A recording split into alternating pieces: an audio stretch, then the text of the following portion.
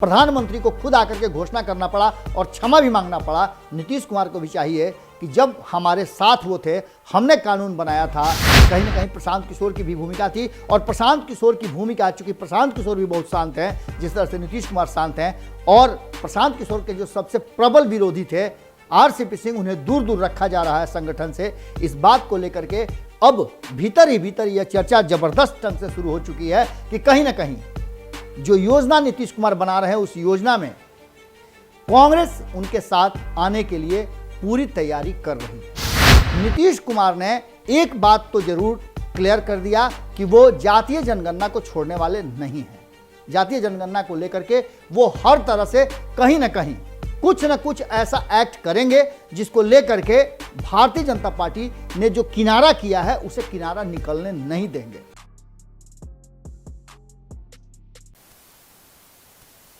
एक बहुत पुरानी कहावत है कि बाप पर पूत, पिता पर घोड़ा, आ कुछ नहीं तो थोड़ा थोड़ा।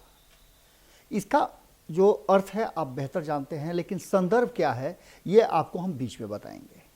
बिहार में राजनीतिक रूप से जिस तरह से आपने देखा होगा कि समुद्र की तरह शांति हो गई है, अचानक से इसमें भवंडर आना निश्चित मान के चलिए, क्योंकि समुद्र की तासीर है कि वो जब शांत होता है तो बड़े भूचाल बवंडर लेकर के आता है। बिहार की राजनीति में भी अचानक से नीतीश कुमार की चुप्पी बहुत कुछ कह रही है, उसको पढ़ना बहुत ज़रूरी है।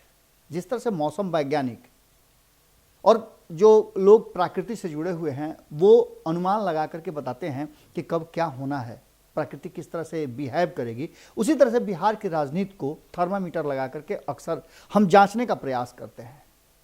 हम थर्मामीटर लगाते हैं राजनीतिक लोगों के जुबान पे, उनके हाव भाव पे, उनके क्रियाकलापों पे, और वहाँ से खबर ला करके आप तक पहुँचाते हैं। ऐसा ही थर्मामीटर हमने 2 दिन पहले लगाया है और लगातार 2 दिन से हम उसकी जो तपिश है उसको जांच रहे हैं, और जांच करके हमें ये जानकारी मिली है और अनुमान लगा रहे हैं जिसके आधार पर आने वाले बिहार की राजनीतिक जो चाल है वो बदलने वाली है। उसको लेकर के हम आपके सामने हाजिर हुए हैं। रातों रात में आपका बहुत बहुत स्वागत करते हैं। आज हम अकेले हैं, उसके पीछे कारण है कि सुमन की तबीयत अचानक से खराब हो गई है और बेहतर इलाज के लिए उन्हें डॉक्टर के परामर्श के लिए भेजा गया है। जल्दी ही स्वस्थ होने की कामना हम करते हैं। एक दौर चल रहा है भारत लाइव के साथ, जो कुछ भी हो रहा है वो आपको पता ही है। चैनल हैक हुआ, मेरी तबीयत बहुत ज़्यादा ख़राब हुई, संपादक नमन मिश्रा जी की भी तबीयत खराब हुई, लेकिन उन्होंने किसी से बताया नहीं और लगातार वो काम करते रहे। इन सारी बातों को लेकर के जो स्थिति है, जो चीज़ें हैं, वो हम आपके सामने रखते आ रहे हैं। और इसको रखने के बाद हम आपको बिहार के राजनीति से, चूँकि ये हमारा काम है और अपने काम से हम अलग नहीं हो सकते हैं, इसलिए हमने आज भी रातों रात में वो खबर लाई है जिस खबर को लेकर के आप कहीं ना कहीं एक बात तो निश्चित है कि आप भी बिहार की राजनीति के बदलते हुए जो स्वरूप है, वर्तमान है, उसको लेकर के आप कहीं ना कहीं एक बात तो जरूर सोच रहे होंगे कि नीतीश कुमार आखिर इसके आगे क्या करेंगे। जिस तरह से वो एक्ट कर रहे हैं, जिस तरह से वो रिएक्ट कर रहे हैं, और बिल्कुल दिल्ली से लौटने के बाद जिस तरह से उन्होंने बहुत सारी बातों को कहना उचित नहीं समझा, बहुत सारी बातों पे अपनी प्रतिक्रिया नहीं दी, इन सब बातों को लेकर के जो चीज़ें सामने आ रही थी उस पर कहीं ना कहीं नीतीश कुमार ने एक बात तो जरूर क्लियर कर दिया कि वो जातीय जनगणना को छोड़ने वाले नहीं हैं। जातीय जनगणना को लेकर के वो हर तरह से कहीं ना कहीं कुछ न कुछ ऐसा एक्ट करेंगे जिसको लेकर के भारतीय जनता पार्टी ने जो किनारा किया है उसे किनारा निकलने नहीं देंगे। इसके लिए उन्होंने इतना तक कह दिया है कि जरूरत पड़ी तो वो तेजस्वी यादव से भी बात करेंगे, अलग अलग सर्वदलीय लोगों से बात करेंगे। लेकिन इन सबके बीच में जो पिछले 15-20 दिनों से बिहार में राजनीतिक माहौल बना है, उस माहौल ने नीतीश कुमार के कद को बढ़ा दिया है, और यही कारण है कि नीतीश कुमार शांत भी है। नीतीश कुमार को अचानक से ऑफर पर ऑफर आने लगे हैं। जहां तक आपको हमने बताया भी है कि एक तरफ जहां नीतीश कुमार को भारतीय जनता पार्टी ऑफर दे रही है कि बिहार से बाहर भी अन्य राज्यों में वो उनका हिस्सेदार बन सकती है, उनका पार्टनर बन सकती है, उनके साथ चुनाव लड़ सकती है। वो अपनी मंशा बताए, वो अपनी इच्छा बताए कि कितने सीटों पर चुनाव लड़ना है और कौन कौन से सीट पे वो चुनाव लड़ना चाहती है उत्तर प्रदेश में। अब आप समझिए ना कि अचानक से इतना प्यार क्यों उमड़ रहा है नीतीश कुमार के प्रति, जबकि भारतीय जनता पार्टी के नेता लगातार इस बात को कह रहे थे कि नीतीश कुमार को चाहिए कि अब वो बिहार का मुख्यमंत्री पद छोड़ दें, हस्तांतरित कर दें भारतीय जनता पार्टी को। इसके पहले आपने ये भी देखा कि एक साल पहले तक क्या हुआ, अरुणाचल में भारतीय जनता पार्टी ने नीतीश कुमार के विधायकों को अपने पाले में कर लिया, ये भी आपको पता है। इन सब बातों के बीच नीतीश कुमार का 2 सीटों पे उपचुनाव जीतना कहीं ना कहीं बिहार के राजनीतिक माहौल में नीतीश कुमार के कद को एक बार फिर से बढ़ा दिया है। और इसके पीछे कई ऐसी तर्क और तथ्य दिए जा रहे हैं। कहा यह जा रहा है कि नीतीश कुमार ने जहां अपने समीकरण को जोड़ लिया है, जो कमियां थी नीतीश कुमार के पार्टी और संगठन में, उसे एकजुट कर लिया है। उपेंद्र कुशवाहा के आने के बाद नीतीश कुमार का कद बढ़ा है।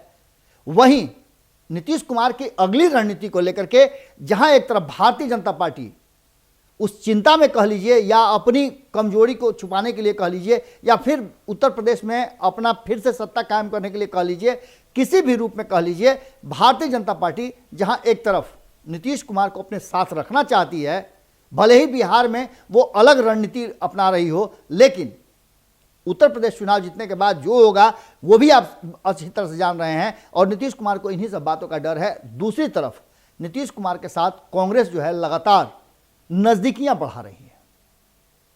मदन मोहन झा कांग्रेस के प्रदेश अध्यक्ष हैं, जो पार्टी को लेकर के और पिछले कई सालों से लगातार, इस बार भी आपने चुनाव में देखा कि 2020 के आम चुनाव में उन्होंने किस तरह से जो महागठबंधन के सीट शेयरिंग समझौते हुए उसमें 70 सीटें लेने के लिए मजबूर कर दिया और देने के लिए मजबूर कर दिया उन्होंने जनता दल, राष्ट्रीय जनता दल को। मजबूर होकर के तेजस्वी यादव को उन्हें 70 सीटें देनी पड़ी, भले ही परिणाम जो भी हुए हों। लेकिन एक बात तो तय है कि उन्होंने समझौता जरूर करा लिया था और अपनी शर्तों पे वो खड़े भी उतरे थे। अब इसके बाद वर्तमान परिस्थिति जो है उसमें आपने देखा कि जिस तरह से कुशेश्वर स्थान सीट नहीं उन्हें मिला, उसके चलते उन्होंने तारापुर में भी कहीं ना कहीं अपने उम्मीदवार उतार करके अपनी मंशा जाहिर कर दी कि वो अब दब करके या फिर राष्ट्रीय जनता दल के पीछे पीछे चलने के लिए तैयार नहीं है। इसके ठीक पहले आपने देखा था कि किस तरह से G23 को लेकर के एक बड़े भारतीय जनता पार्टी के विरुद्ध कुनबे को, या कहा जाए तो गठबंधन को बनाने की, सुपर गठबंधन को बनाने की तैयारी चल रही थी। इन सब बातों को लेकर के जो स्थिति सामने थी उसने स्पष्ट कर दिया था कि कहीं ना कहीं कांग्रेस अब बड़े प्लेटफॉर्म पे, बड़े कैनवास पे एक तस्वीर खींचना चाहती है, जिस तस्वीर में अलग अलग चेहरे हों जो भारतीय जनता पार्टी को देशव्यापी जो भी चुनाव हो उसमें मात दे सके। क्षेत्रीय दलों को भी उन्होंने इस बात के लिए कहा था, और हमने आपको खबरों में बताया भी था कि 23 दलों को चिट्ठी लिखा था सोनिया गांधी ने। इसके पीछे बहुत सारे लोग थे, कहीं ना कहीं प्रशांत किशोर की भी भूमिका थी। और प्रशांत किशोर की भूमिका, चूंकि प्रशांत किशोर भी बहुत शांत हैं, जिस तरह से नीतीश कुमार शांत हैं, और प्रशांत किशोर के जो सबसे प्रबल विरोधी थे RCP सिंह, उन्हें दूर दूर रखा जा रहा है संगठन से। इस बात को लेकर के अब भीतर ही भीतर यह चर्चा जबरदस्त ढंग से शुरू हो चुकी है कि कहीं ना कहीं जो योजना नीतीश कुमार बना रहे हैं उस योजना में कांग्रेस उनके साथ आने के लिए पूरी तैयारी कर रही है।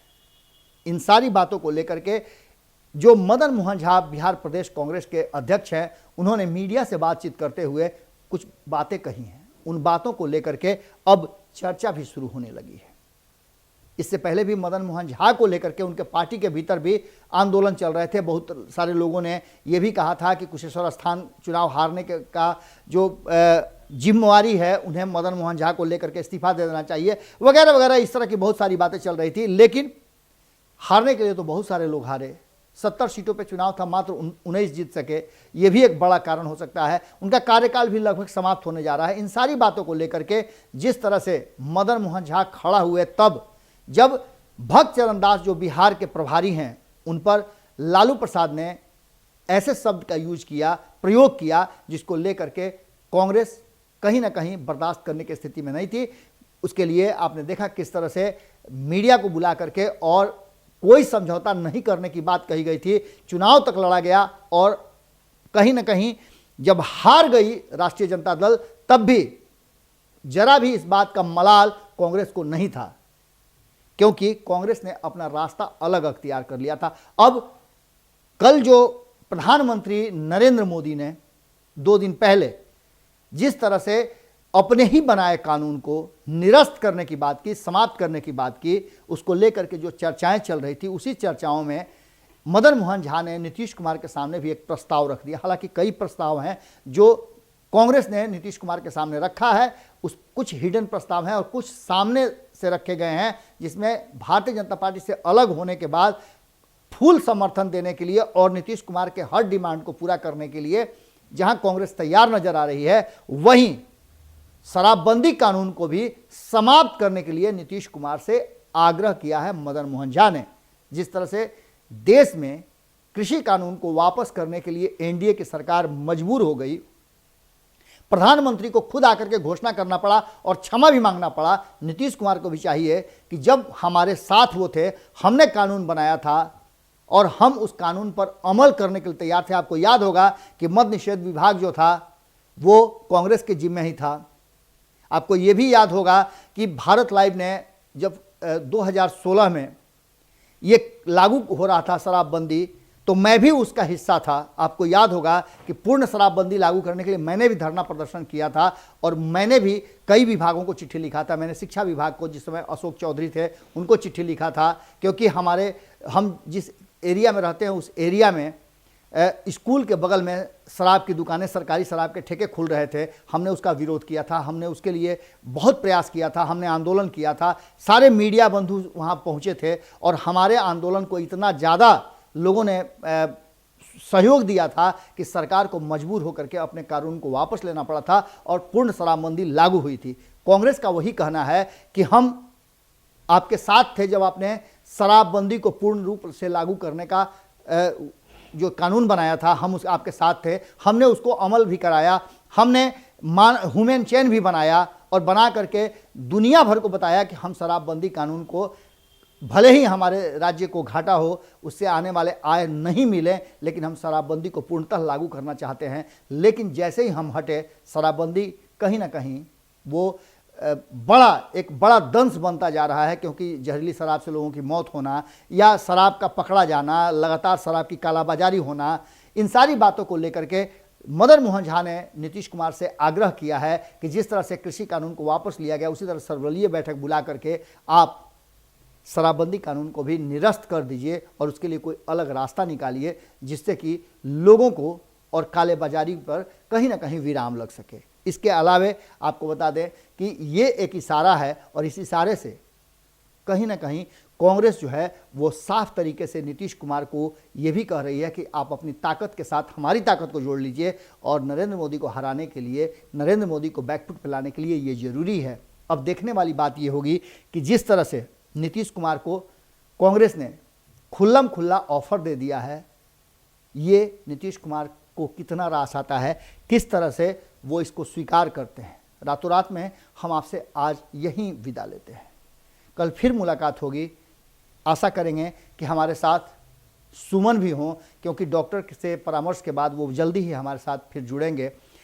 तब तक के लिए हमें दे इजाज़त। बहुत बहुत धन्यवाद। नमस्कार। अगर ये वीडियो पसंद आई और वह बिहार के राजनीति और बिहारियत से सरोकार रखेनी तो सब्सक्राइब बटन दबा के चैनल के सब्सक्राइब कर ली। ओजे एगो घंटी बा, ओकरा बटन दबा देला से कुल सटीक और मारक खबर रुआ मुफ्त में मिल जाई।